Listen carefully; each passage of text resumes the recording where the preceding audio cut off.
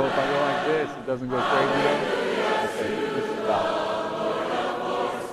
I don't know, probably like this. My nose like this.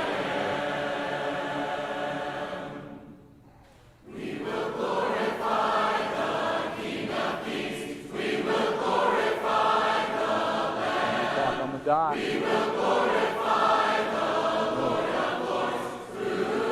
Yeah, probably. You can read comments, that's going to be huge. Hopefully there's some people already on.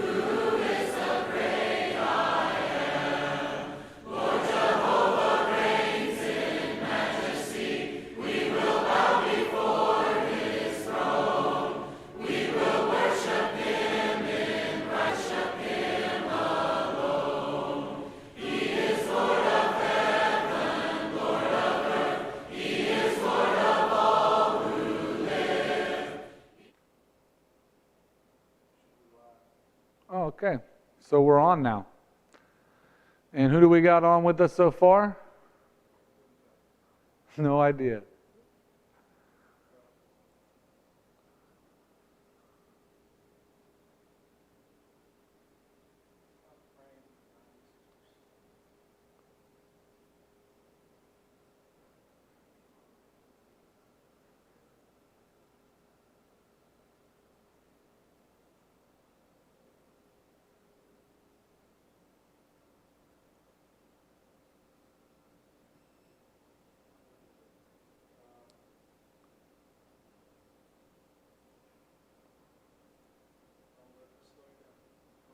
Oh, okay. I wasn't sure if we were on or not. Yeah, I got technical problems with Wi-Fi. All right, well, we're having a little bit of technical problems, but we're going to go ahead and get started here. This is really supposed to be a class where we kind of all discuss what's happened with our week this week, and if anybody took me up on my fasting challenge and what you experienced during that and how long you went and all that good stuff. So first, before we get started, I do want to talk a little bit about preparation. I know this is a little bit late, but I am having a little bit of a difficulty with the 20-minute time frame on Sunday mornings, and so sometimes everything doesn't get out exactly the same between the two sermons. So let's just go ahead and talk about preparation real quick, just so everybody's clear and we're all on the same page. It's extremely important to prepare before you diet. And 3, I think you should fast, which means 1, I think you should be in good health. 2, I think you should have a good diet. And 3, I think you should be hydrated. And 4, which I actually learned, have a decent amount of rest before you start a fast. So if you've been working extremely hard and have barely eaten for a few days, maybe took a few light days on eating before you started, maybe took a few light days on staying hydrated before you started, all those things are going to lead to issues with your fast. So, and again, if you're really tired, if you really worked hard, if you really wore yourself out before you started, that's going to play with you too, especially physically as you go days without eating. Second, if you're not in good health, then it's probably not a good time to fast. And if you feel convicted to fast, when you're not in good health, my suggestion is that you should consult your physician before you do. It is serious. It's not something to just mess around with or just do on a whim. It's something that you should be prepared for because it takes a toll.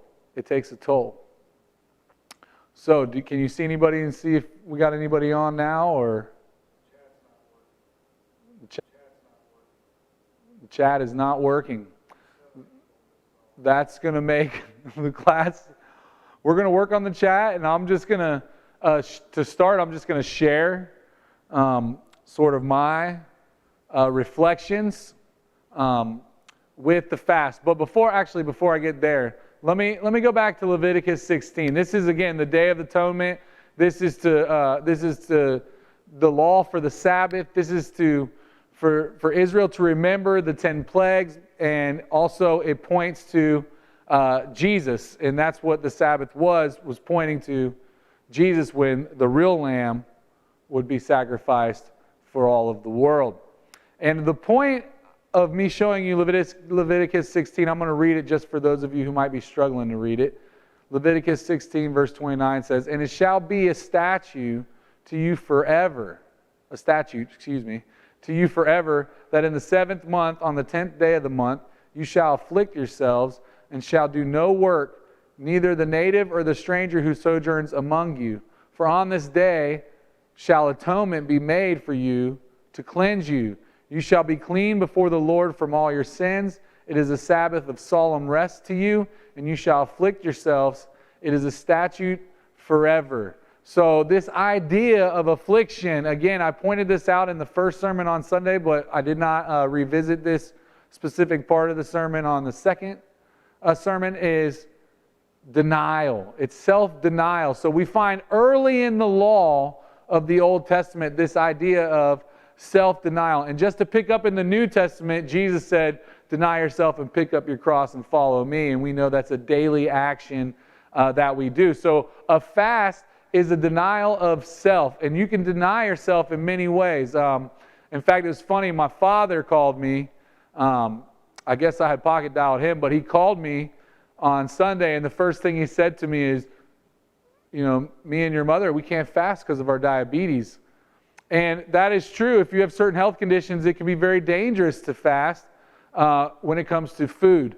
So it's important to know that there are many different types of fast, because the ultimate point of a fast is to deny yourself and give that time, energy, and focus to God. And specifically, it's a way to expose the power that the physical world has over us all. So you could fast from a lot of different things. Anything really that is a distraction, I put a few up here, being phone. Phone can be a huge distraction. TV, games, computers, anything really that distracts you. Maybe it's the stock market.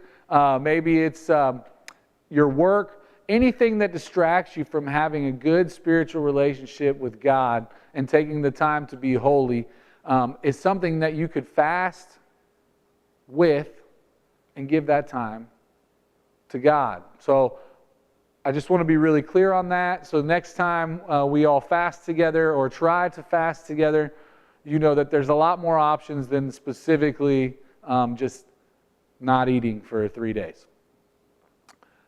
That being said, that is the fast that I did.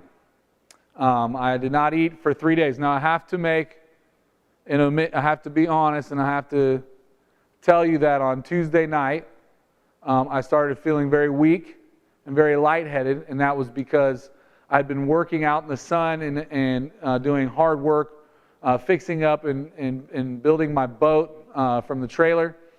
And I skipped a bunch of meals last week while I was working on the boat, got a lot of sun, didn't get enough hydration, and I think that started to play with me on Tuesday, and I wanted to drive to go fishing, and I felt weird getting behind a wheel while I was lightheaded. So I wrote it down actually, I did eat 3 slices of chicken lunch meat, 5 pickle chips, and 1 cheese stick. So I totally cheated on the second day for people who were going completely 100% all out.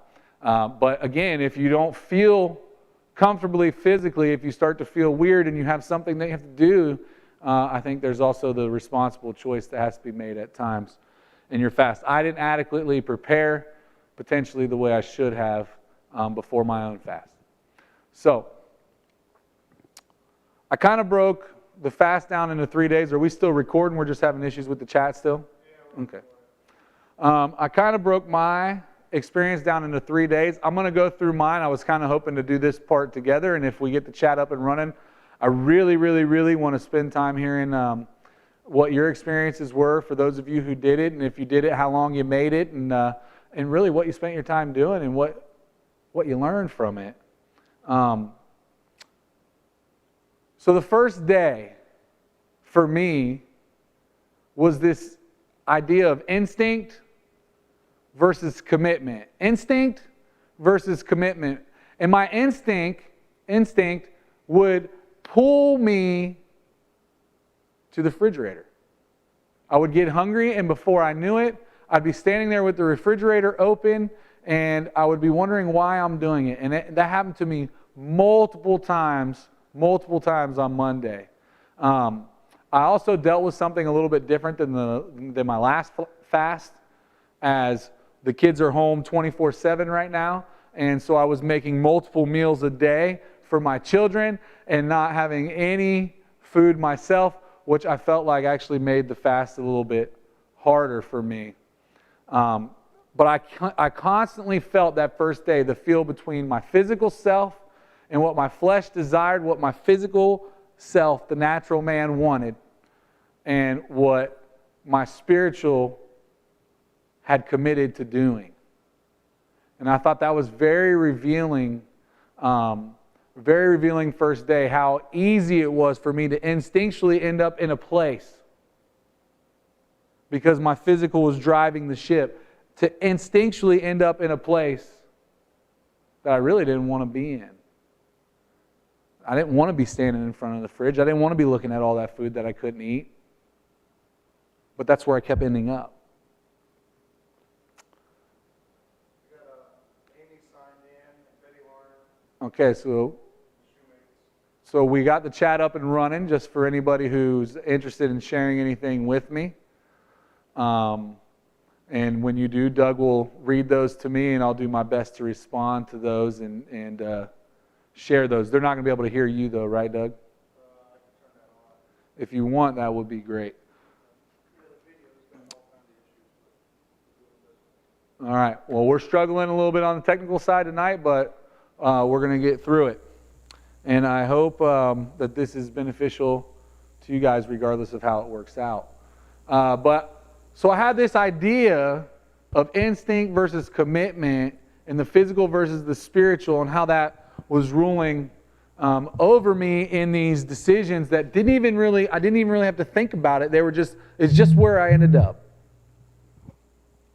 And the first thing that I believe that God put on my heart in this process was that I want my instincts, my spiritual instincts, to actually kick in first. So what would happen was my physical instincts would kick in. I'd find myself in front of the fridge. And my spiritual would have to come in and say, you're not eating.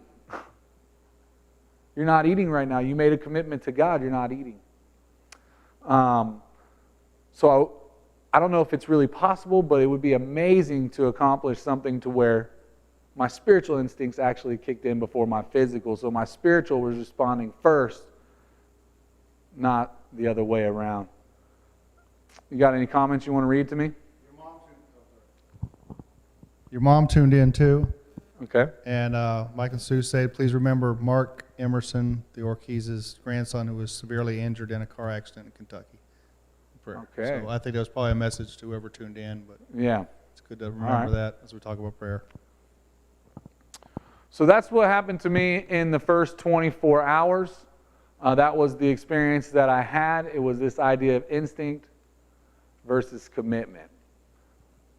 The second day was my weakest day.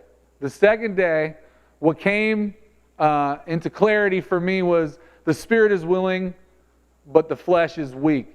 So the second day, I'm making my kids lunch, and all my favorite little snacks I'm putting on the plate, and I just want them, and I'm thinking to myself, is it really going to be that bad to just eat one?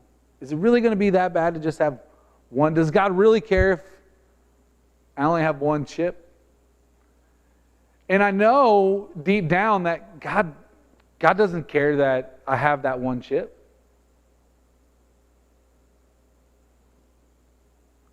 But I care because of the commitment that I made to God.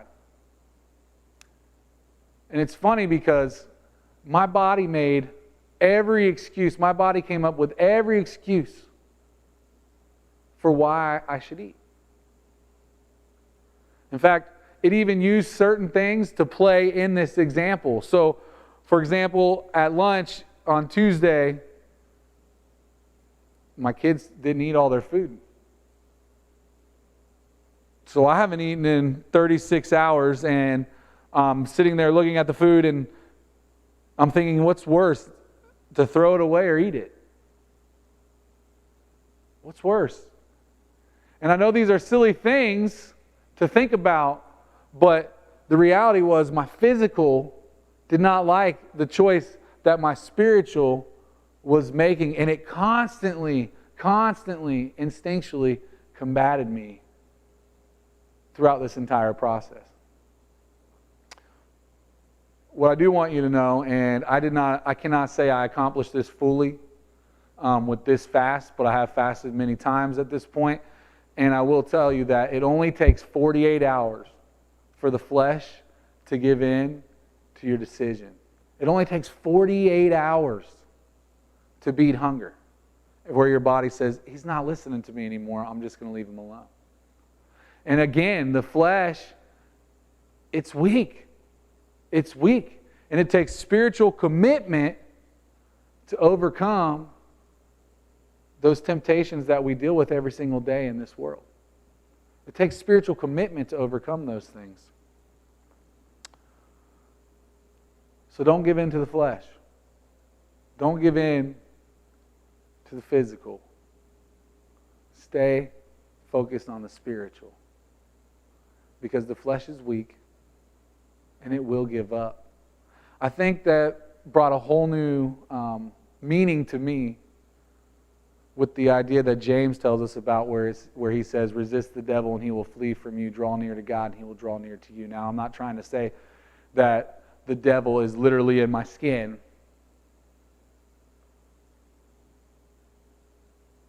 But sometimes things in this physical world seem so important. And they're really not. I have to tell you, on day 2, Amir called me. And he had been doing it for 24 hours. And he was struggling. And one of the things he said that I thought was actually really mature was, doing this makes me realize how other people feel when they don't get fed for a day. And how blessed we are to live in a country where we get fed every day. And that's not something we have to worry about. It's actually something we have to commit to. You have to commit to not eating. There's a lot of people in this world that don't have that choice. Sometimes they get meals, sometimes they don't. And it's certainly a blessing, and it was a really cool reminder from Amir, just what was happening with him through this process. Day 3. Day 3 was today. Today was the easiest day by far. I didn't get hungry. I'm very excited about eating after this is over. I won't lie. But I didn't get hungry. I'm not hungry right now. I feel like I could actually go many more days now. I'm not going to, but that's how I feel. Because my commitment turned into resolve today. One, there's light at the end of the tunnel, right? There's light at the end of the tunnel. I know that I only got to make it so much longer now before it's completed, before I've honored my commitment. But my commitment turned to resolve today. There was no way I was going to allow it to be a temptation for me today. There was no way, no matter what came against me, there was no way that I was not going to finish the mission. You got something you want to read, Doug? Yeah, we got a couple. Okay. Betty Larner says that she started her fast on Monday. Mm-hmm. She went 24 hours. She ate, repeated again on Tuesday. She was dizzy at the end of day 2, but didn't eat until 24 hours was over. She prayed so much those 2 days. She says that her son Heath also does this fast often, and next she'll try it for 48 hours straight. That's great, Betty. That is great. 2 24-hour sessions is a great way to start. It's a great way to start. It's a great commitment, and I'm really glad that you did that. I'm really glad that you did that. You need to read another one, you said? Sure, there's one more. It's from Okay. Amy. From Amy. Let's hear it. During my fast, God kept reinforcing James 1:9, specifically quick to listen and slow to speak. I need to commit time to spend quietly listening to God daily and to listen to others and be attentive to their needs. Wow. So I think she's trying to say, I think she needs to listen to me more. Is that what you got from that? I didn't get that either. That is great. I know we've talked a lot personally, Amy, about what it was doing for us and the things that we were going to pray about. And I just want to tell you that I'm really proud of your commitment. I know you weren't that excited about it at first.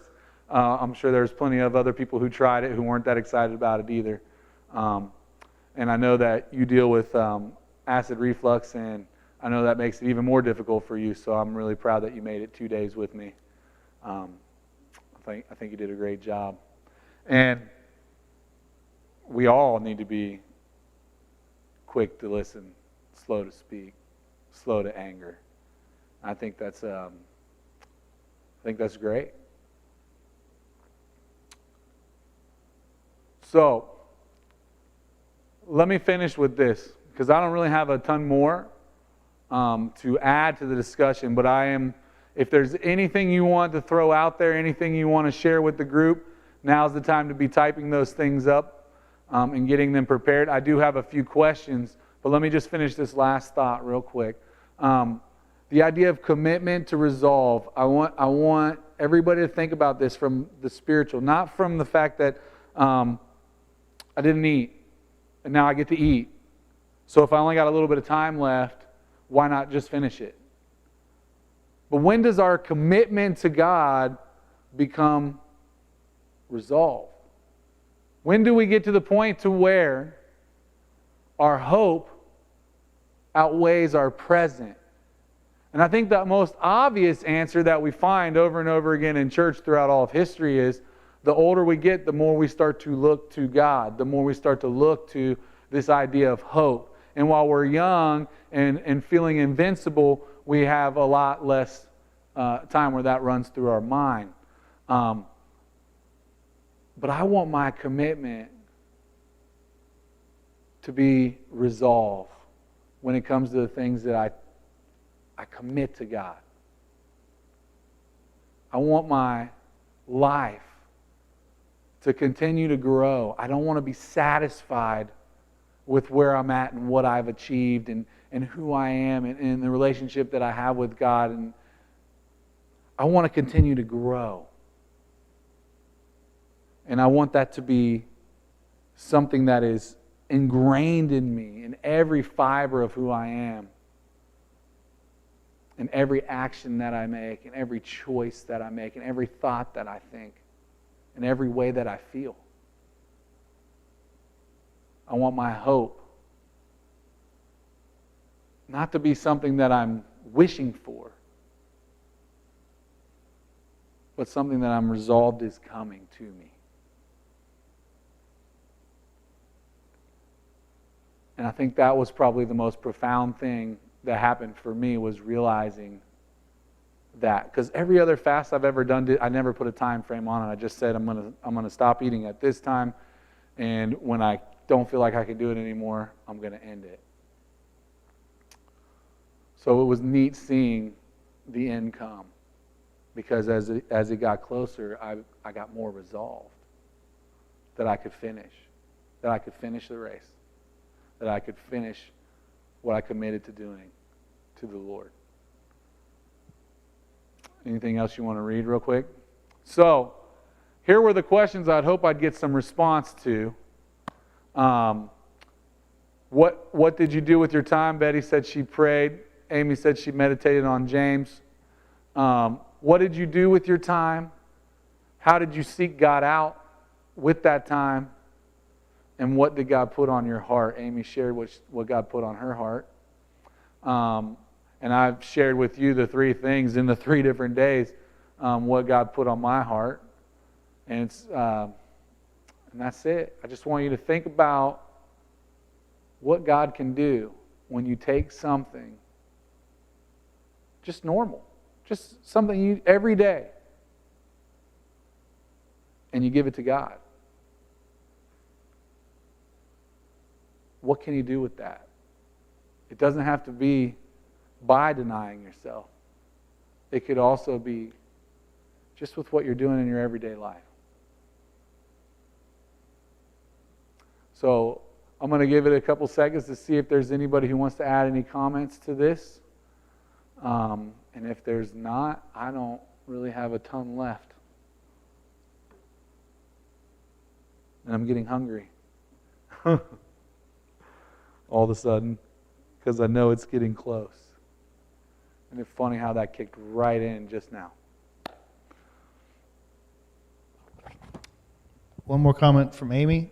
Mm-hmm. She says she prayed for others, especially Mitzi, and listened to devotionals. Yeah. That's good. I prayed, I know I specifically prayed for guidance just in life and my own journey and where God is leading me. I know I want to give all my glory to Him. I want to give all glory to Him. And that was something that weighed heavy on my heart in these 3 days. Obviously, I spent time praying for the coronavirus, for the people affected by it, the cure, and unity in our country, because I think that's important. I think that America has been a pretty amazing thing for God in a lot of ways. I'm not saying we're the perfect example by any means, but has done some pretty amazing things for the world in spreading the gospel.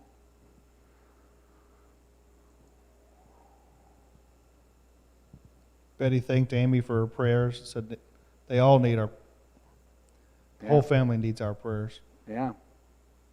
And, Yeah, we need to remember to be praying for each other. I know sometimes our prayer life gets very focused on self. And it's very easy to just pray for yourself and your family and your own situations that you're constantly thinking of. But and even families with someone who's sick, the whole family suffers along right. with them. That's right. No doubt. All right, you guys. Well, I do appreciate the comments that we got, and I appreciate everybody who went through this with me. And I know there's more people who did it that aren't on the live stream here tonight, which is okay. But just thank you for tuning in and checking us out tonight, and we'll see you later.